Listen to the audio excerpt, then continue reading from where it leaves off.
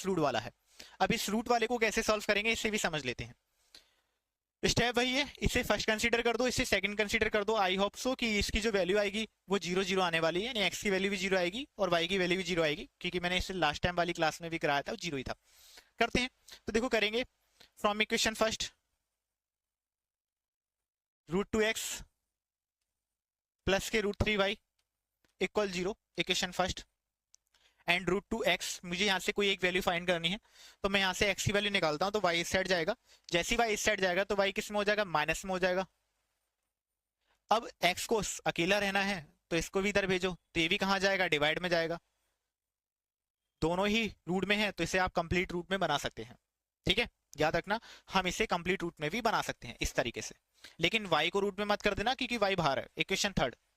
Okay, कोई दिक्कत तो नहीं, यहां तक किसी को भी कोई दिक्कत नहीं। बढ़ते हैं आगे, सब्स्टिट्यूट कर दे रहे हैं, substituting of this value in equation second, क्योंकि हमने फर्स्ट से स्टार्ट करा है तो सेकंड की वैल्यू वारी आती है, सेकंड में रखेंगे तो सेकंड इक्वेशन लिख दे रहे हैं, √3x माइनस की √8y देन इक्वल 0, ये सेकंड है। वैल्यू पुट करेंगे, मैंने कहा था स्टेप बाय स्टेप पुट करना, √3 अपनी जगह पर, ठीक है, मल्टीप्लाई बना लो क्योंकि एक वेरिएबल है, वैल्यू आ रही है, वैल्यू कितनी है, माइनस के √3 अपॉन √2, साथ में y भी है, राइट, एंड माइनस के √8 है y। देखो बड़ा इजी है ना, यानी आपको सिर्फ उसी जगह पे पुट करना, बाकी किसी को भी छेड़ना नहीं है, बाकी सब एज इट उतार देना है। इसके बाद क्या करेंगे, ठीक है भाई, अब क्या करेंगे, यहाँ पर मल्टीप्लाई करो, ये हो गया -3 आ गया, क्योंकि सेम जो रूट में वैल्यू होती है मल्टीपल में तो उसका स्क्वायर रूट हट जाता है ना, तो √2 आ गया नीचे एंड √8y एंड इक्वल में 0, इसके नीचे 1 मान लो, एलसीएम ले लो, √2 माइनस के 3y आ गया, √2 का मल्टीप्लाई करेंगे तो कितना आ गया, रूट के 16 आ गया भाई, 8 2 जा कितना होता है, 16 होता है ना।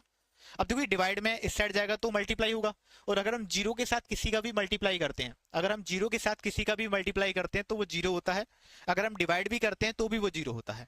तो याद रख लेना, ठीक है। तो ये बात आपको याद हो जानी चाहिए कि अगर हम 0 के साथ किसी का भी मल्टीप्लाई करते हैं तो भी वो क्या होता है, 0 होता है, और डिवाइड करेंगे देन तब भी वो 0 होगा, ओके। अब देखो क्या करने वाले हैं हम यहाँ पर, 3y ये बचा,